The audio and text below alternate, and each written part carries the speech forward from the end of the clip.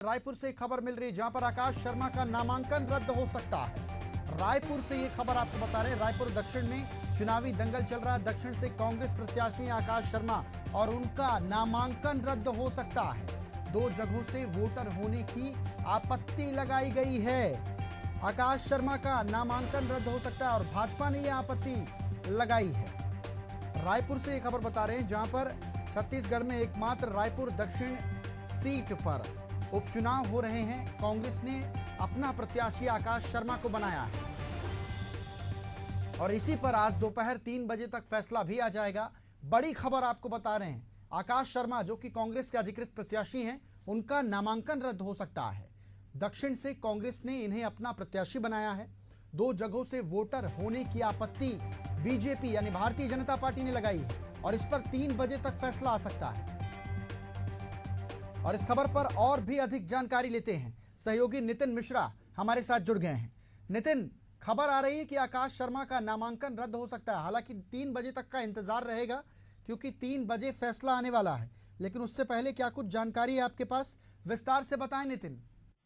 बिल्कुल, देखिए अमनदीप, बहुत बड़ी बात है। आकाश शर्मा का नामांकन रद्द करने की आपत्ति बीजेपी के द्वारा लगाई गई है और इस आपत्ति पर 3 बजे फैसला आना है। लेकिन इसमें जानने वाली बात यह है कि जो आकाश शर्मा है बालोद जिले के अर्जुंदा के रहने वाले हैं और जब आकाश शर्मा को टिकट दी गई थी कांग्रेस के द्वारा, तब भी बीजेपी के नेताओं ने इसे खूब मुद्दा बनाया था और बीजेपी के नेताओं ने ट्वीट कर भी ये कहा था कि दूसरे जिले के व्यक्ति को बीजेपी अपना उम्मीदवार बना रही है। अब जब नामांकन अब दाखिल हो चुका है और 30 अक्टूबर को नामांकन वापस लेने की तिथि है, अब उसी तिथि का इंतजार बीजेपी कर रही थी कि नामांकन जमा एक बार हो जाए, उसके बाद बीजेपी अपना अगला दांव खेलेगी। तो बीजेपी ने अपना अगला दांव खेल दिया। बीजेपी ने ये आपत्ति लगाई है कि बालोद जिले में भी आकाश शर्मा का नाम वोटर लिस्ट में जुड़ा हुआ है और रायपुर के दक्षिण विधानसभा में भी आकाश शर्मा का नाम जुड़ा हुआ है।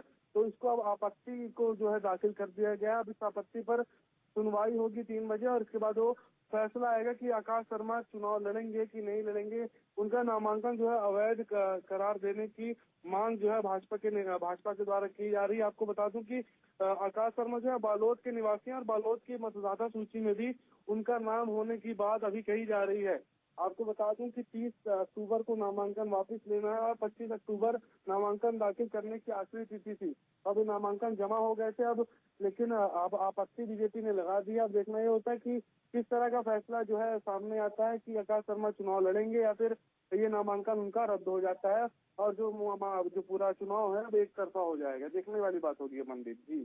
3 बजे तक का तो इंतजार करना ही पड़ेगा, लेकिन उससे पहले चर्चाओं का बाजार क्या कह रहा है? राजनीतिक पंडित क्या कुछ कह रहे हैं, जरा ये बताएं। देखिए, अभी जब तक निर्वाचन आयोग का कोई फैसला नहीं आ जाता तब तक जो पुरानी बातें या फिर जो पहले भी इस प्रकार की घटनाएं चूंकि सामने आई है। जब पिछला विधानसभा चुनाव था तब भी इस प्रकार की कई जगहों से घटनाएं सामने आई थी कि जो प्रत्याशी थे उनके 2 जगह से वोटर आईडी होने का जो आरोप था वो लगाया जा रहा था। लेकिन इस पर सुनवाई में फैसला यही आता था कि वो एक जगह से उनका जो वोटर आईडी है वो कैंसिल कर दी जाती थी और दूसरी जगह से उनको जो मतदाता बना दिया जाता था। तो इस तरह से भी इसको आंकलन लगाया जा रहा है कि एक जगह से वोटर आईडी कैंसिल कर दी जाएगी और दूसरी जगह की वोटर आईडी लीगल कर दी जाएगी। तो एक ऐसा भी बन रहा है अमनदीप की आकाश शर्मा चुनाव लड़ भी सकते हैं, लेकिन निर्वाचन आयोग का फैसला ही अंतिम फैसला होगा। तो अब देखना यही होगा कि होता क्या है इसमें, क्या आकाश शर्मा चुनाव लड़ पाते हैं या फिर ये पूरा मामला एक तरफा हो जाएगा। बिल्कुल नितिन, चलिए तमाम जानकारी के लिए बहुत शुक्रिया नितिन आपका।